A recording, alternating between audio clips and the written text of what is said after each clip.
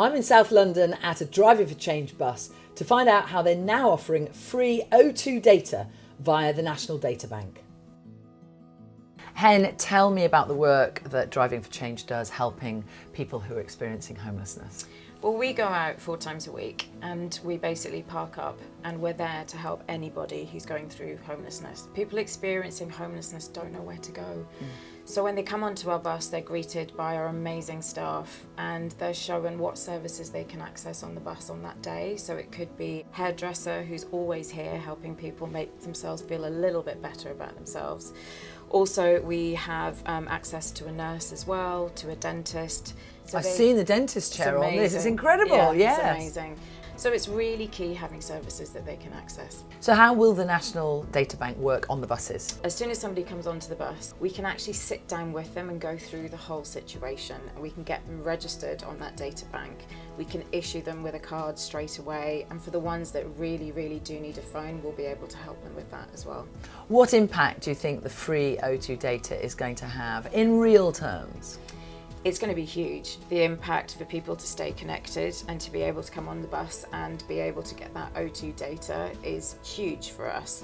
And then we're also able to give devices to people that really, really need it through community calling. These are the reused, repurposed devices, yeah. Absolutely. And that is crucial for somebody because their phone could have been stolen, they could have lost it.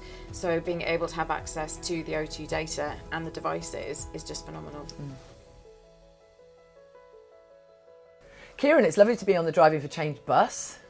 It's pretty cool on here, isn't it? It's fantastic. Yeah. Tell me, if you don't mind, let's take a few steps backwards.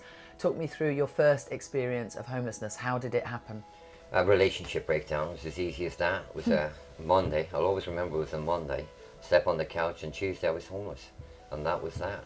And so I lived under a flyover, lived above a flyover, lived on the side of a road, in a trailer, a van, in a tent.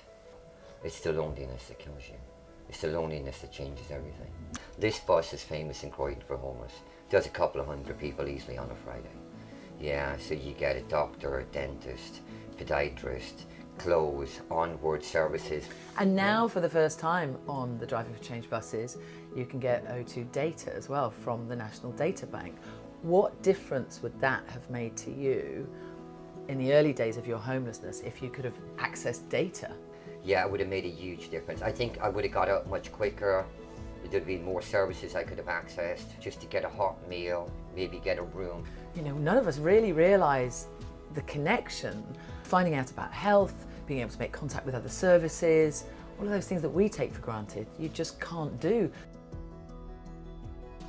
Kieran's story is heartbreaking, but it's also hopeful.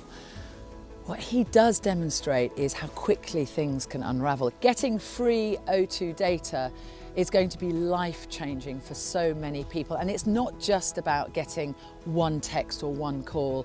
It's about the connectivity that this data is going to offer people.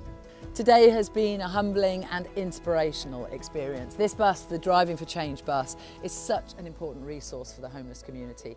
People can step off it with a little bit of hope in their hearts.